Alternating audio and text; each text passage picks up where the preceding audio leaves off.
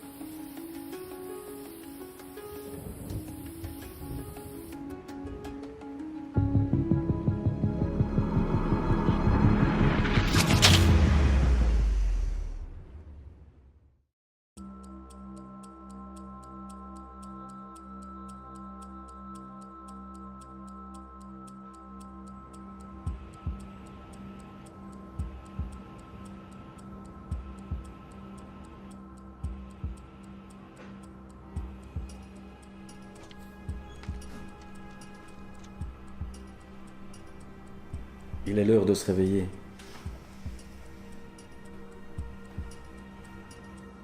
J'ai en face de moi une famille qui aime faire croire qu'il vit le bonheur parfait. Mais l'odeur qu'elle dégage n'est autre que celle du chaos.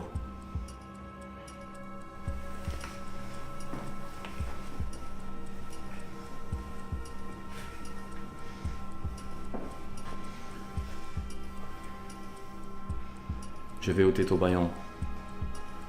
Mais un conseil, ne dis pas à moi.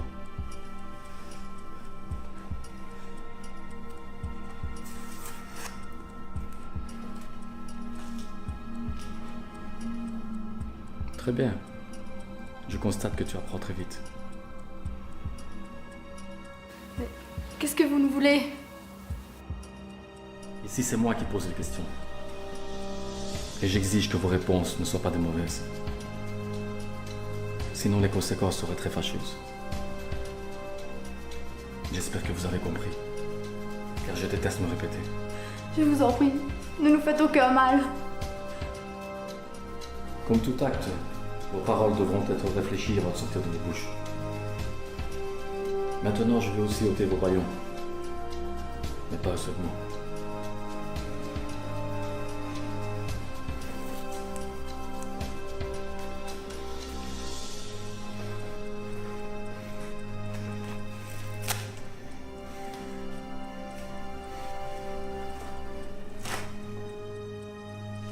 Aujourd'hui, nous pouvons constater, et même confirmer, que le peuple humain est la pire espèce que Dieu ait créée. Quand on voit la planète être désinguée de jour en jour, d'année en année, de siècle en siècle, on se demande même pourquoi elle continue à nous supporter. Pourquoi ne fait-elle pas comme cet imbécile d'humain, qui croit le poids de son fardeau est trop lourd? Il se suicide. Peut-être que tous les humains ne sont pas des imbéciles. Penses-tu que cette minorité pourrait vivre sans eux? Oui, ils se porteraient mieux, je pense. Argumente un peu ta réponse. Le monde se porterait mieux sans tous ces imbéciles. Les pollueurs et les criminels ne devraient pas pouvoir respirer le même air que les gens au cœur pur.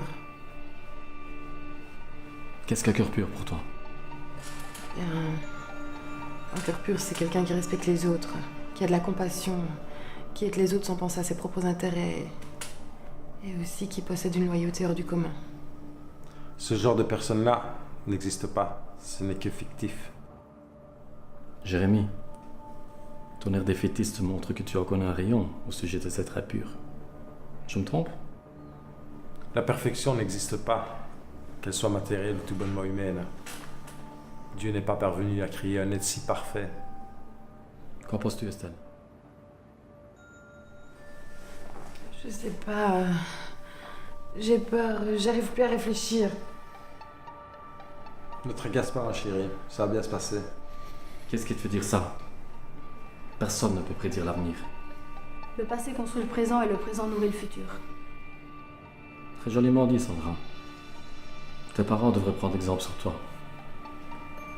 Même si à mes yeux tu n'es pas aussi brave et modeste que tu oses le faire croire. Que voulez-vous dire? Je n'ai pas été envoyé ici par hasard. J'ai une mission à remplir. Celle de rétablir la justice. Une justice parsemée d'erreurs et d'imperfections. N'est-ce pas, Jérémie? Je connais tout de vous. Et je compte remplir ma mission sans le moindre regret. Si c'est de l'argent que vous voulez, c'est pas un problème. Mais s'il vous plaît, laissez-nous tranquilles. On dira rien à la police, à personne. Je pense pas que ce soit une question d'argent. Sinon, ils auraient déjà tout volé. Ça me semble bien plus profond, bien plus personnel. Encore une fois, Sandra a raison. Mais cela montre encore l'esprit humain. Mais qu'est-ce que tu veux, espèce de connard? Qu'on en finisse. Dieu a conçu le monde dans l'optique de l'entretenir avec le cœur. Et non avec la haine, la tromperie ou encore la guerre. Mais c'est quoi le rapport avec nous? Là, vous posez trop de questions. La prochaine vous vaudra de sales conséquences. Je me suis montré trop clément jusqu'ici. Mais là, il y a trop d'abus. Désolée. Maintenant, j'aimerais que Sandra me parle d'elle. J'aimerais savoir quelle a été ta plus belle action et ta plus mauvaise. Je ne comprends pas la question. Imagine-toi devant le Tout-Puissant, te demandant quelle a été ta plus belle action et le pire de tes péchés.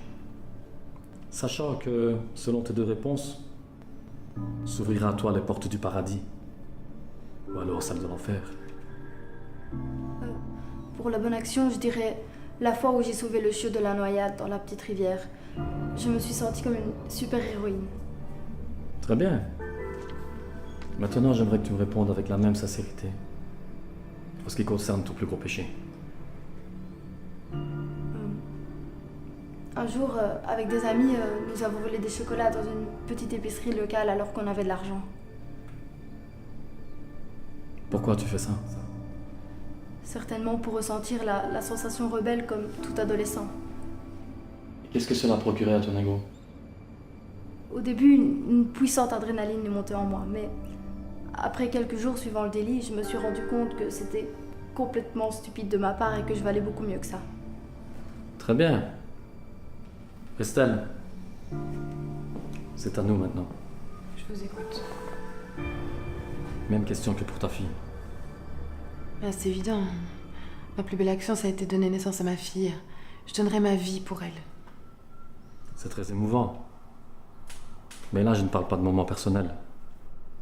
Je parle d'une action à faire le bien envers une personne. Ou alors un animal, comme ta fille l'a fait par le passé. Il y a quelque temps, j'ai fait un versement de 5 000 € pour une association qui lutte contre la pauvreté. J'imagine que j'ai dû aider plusieurs personnes comme ça. Acte généreux et d'une très grande nature. Maintenant, je doute que tu sois parfaite. Alors, quel a été ton plus gros péché? Ben,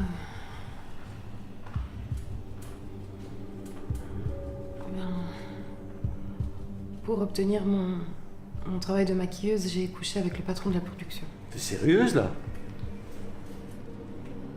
Et je savais pas, ça. Debout! Là! Assis!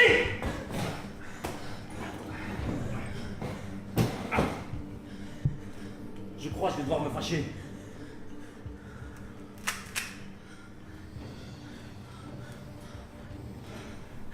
Comment tu peux me faire ça, espèce de sale garce? Mais tu ne comprends vraiment pas, espèce d'enfoiré. Enfoiré! Détache-moi! Détache-moi qu'on s'arrange. Patience, Jérémie. Ton jugement approche de pas à Je pas. n'ai rien à foutre de ton jugement, tu comprends? Ça me détache pas quand ça range en tremble. Tu ne me laisses pas le choix. Non. Je n'en peux rien avec ton père. Non, fais pas ça. Arrête. Ici, c'est moi qui donne les ordres. Pitié, non. Je te promets que j'arrête. Arrêtez, je vous en supplie. Je te promets que j'arrête. Laisse-la. C'est bon pour cette fois. Après cette désagréable interruption, nous allons pouvoir reprendre là où nous nous sommes arrêtés. N'est-ce pas, Estelle? Pourquoi avoir commis cet adultère? Il y a 13 ans environ, Sandra avait 3 ans. Jérémy a fait un terrible accident de voiture et il est allé plusieurs mois dans le coma. Alors, moi j'étais toute seule, j'étais sans emploi, j'avais pas le choix, fallait bien que je nourrisse ma fille.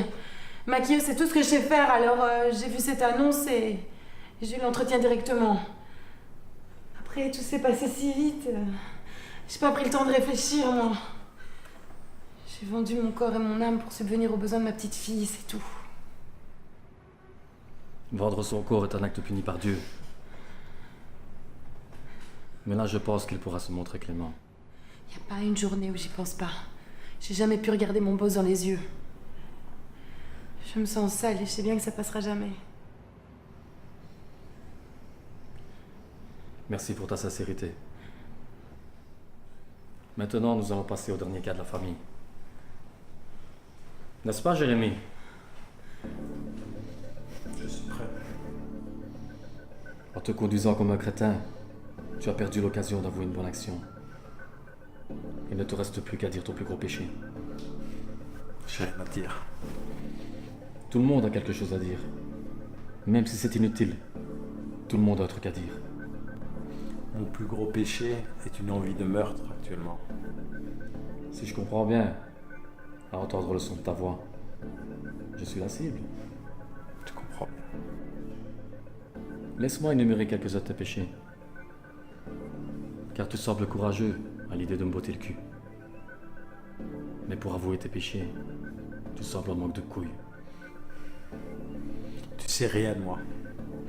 Invente-moi une vie si tu veux, mais j'ai hâte d'entendre tes conneries.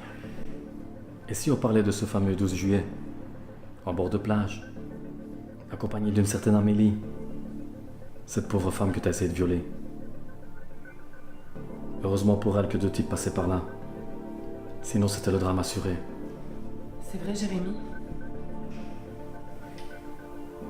Tu la cognes pas pour sa question? Son jugement est passé, contrairement au tien. Maintenant, j'aimerais que tu lui dises la vérité. La vérité, la fille, elle était volontaire au début. Elle m'a chauffé. Après, elle a fait sa coincée, c'est tout.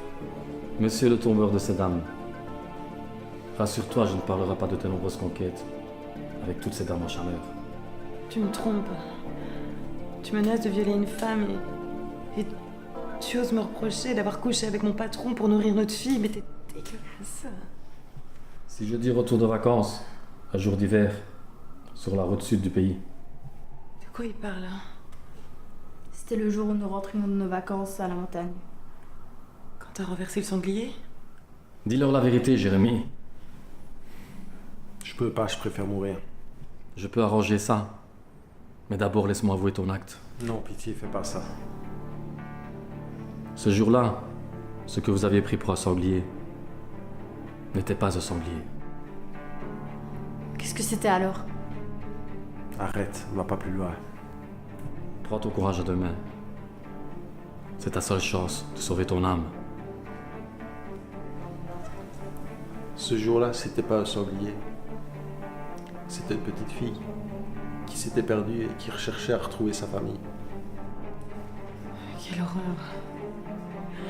C'est abominable, je peux pas le croire. Quand tu as été voir, tu nous as dit que c'était un sanglier. Comment as-tu pu faire ça? Je sais que c'est répugnant, mais j'étais complètement sous le choc. J'entendais ses parents crier son nom dans le bois. j'aurais jamais su affronter leur regard, ni leur jugement. Malheureusement, cet enfant, c'était ma fille. Aujourd'hui, c'était son anniversaire. Elle allait avoir 10 ans. Et le plus beau cadeau que je pouvais lui offrir, c'était la mort de celui qui me l'a enlevé. Il y a 1 an, jour pour jour. Te repentir de cet acte cruel ne te rachètera pas. Tu es banni à jamais du regard du Tout-Puissant.